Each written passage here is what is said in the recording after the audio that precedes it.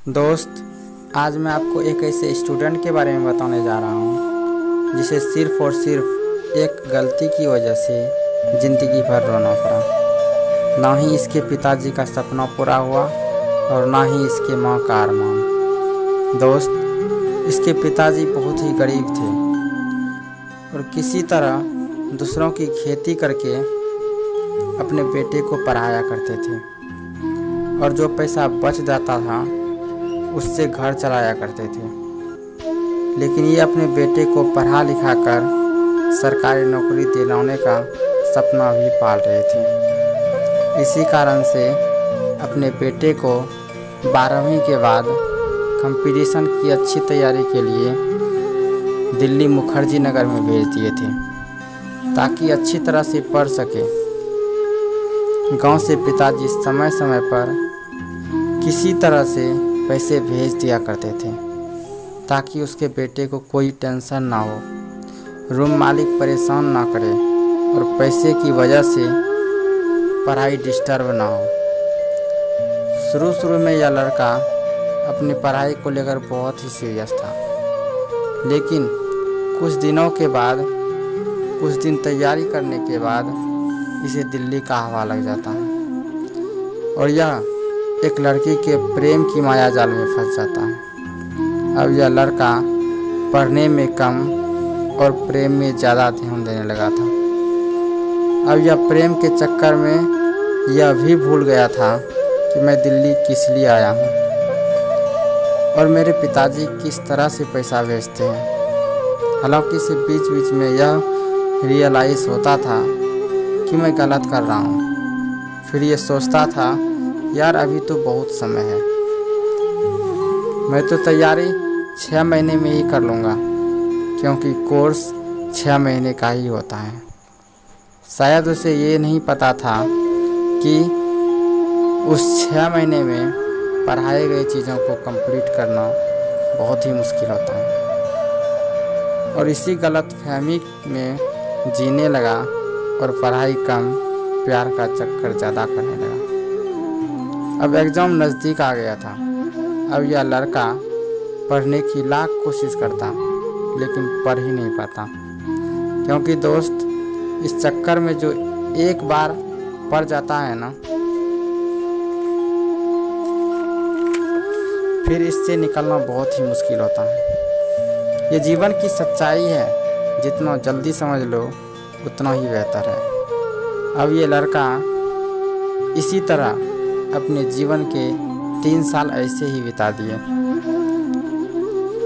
और अभी तक ये क्लास का चक्कर ही चला रहा था। दोस्त, आप भले ही कुछ दिनों के लिए सच्चाई से मुंह मोड़ लेते हैं, लेकिन एक ना एक दिन आपको ज़रूर समझ में आती है। लेकिन जब तक समझ में आती है तब तक बहुत देर हो चुका होता है। ठीक उसी प्रकार जब इसका दोस्त एनडीए में सेलेक्ट हो गया था और तब इसे पता चला कि मैंने इन 3 सालों में क्या किया।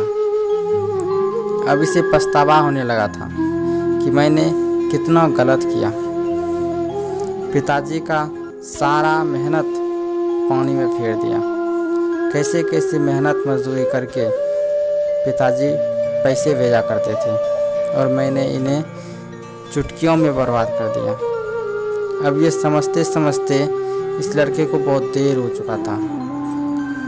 अब वो समय जा चुका था जब ये दोबारा एग्ज़ाम को क्रैक करने की साहस कर सके। दोस्त, इसलिए कहते हैं कि समय रहते संभल जाओ, नहीं तो समय के पास इतना समय नहीं है कि वो आपको दोबारा से संभलने के लिए समय दे।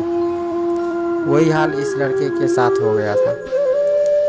इतने ही समय में घर से पिताजी कॉल करते हैं और कहते हैं कि बेटा, तुम्हारा सिलेक्शन हुआ, तुम्हारी माँ बहुत दिनों से बीमार है।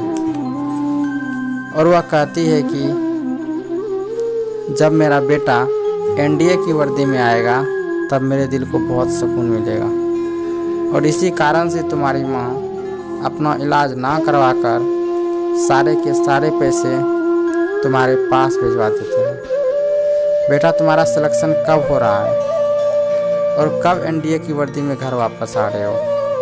तो दोस्त, ये लड़का कुछ नहीं बोल रहा था, क्योंकि इस लड़के ने पिछले 3 सालों में पढ़ाई के अलावा सब कुछ किया था, केवल पढ़ाई ही नहीं किया था। ये लड़का केवल फ़ोन पर रोता रह गया और बोला कि पिताजी, अभी तक कोई एग्ज़ाम नहीं निकला है। दरअसल मैं गलत रास्ते पर भटक गया था। मैं भूल गया था कि मैं यहाँ क्या करने आया हूँ। मुझे माफ़ कर दीजिए पिताजी। पिताजी इतना ही सुनकर दंग रह गए और कहने लगे कि मैं क्या सोच रहा था और क्या पाया। मैं ये सोच रहा था कि अब दुख की घड़ी बहुत ही जल्दी ख़त्म होगा, लेकिन सारे उम्मीद पर पानी फेर दिया। अरे मैंने तुम्हारे लिए क्या नहीं किया। मैंने तुम्हारी पढ़ाई के लिए आधे से अधिक ज़मीन बेच दिया, ये सोचकर कि मेरा बेटा शहर में अच्छी तरह से पढ़ाई करके सिलेक्शन ले लेगा। लेकिन तुमने तो जो किया है, अब मुझे लग रहा है कि मेरी सारी मेहनत बेकार हो गई।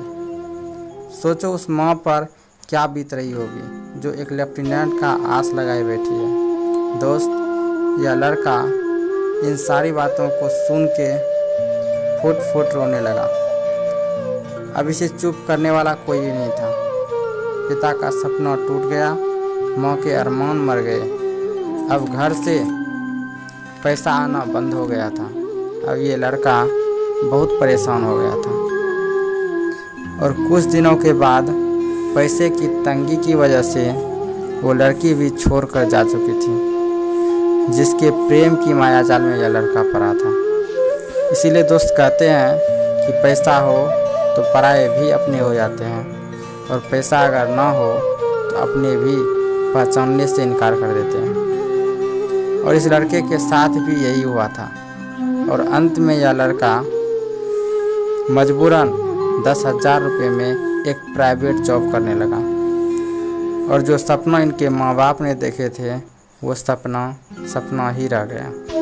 तो दोस्त, आप भी अगर ऐसी गलती कर रहे हो, पढ़ाई को छोड़कर किसी चीज़ में व्यस्त हो, तो अभी फिर से दोबारा पढ़ाई करना शुरू कर दो, नहीं तो शायद आपका भी वही हाल हो सकता है। दोस्त, माता पिता बड़ी उम्मीद लगाकर अपने बच्चे को घर से बाहर पढ़ने के लिए भेजते हैं। उनकी उम्मीद मत तोड़ो। अगले किसी और वीडियो में मिलते हैं।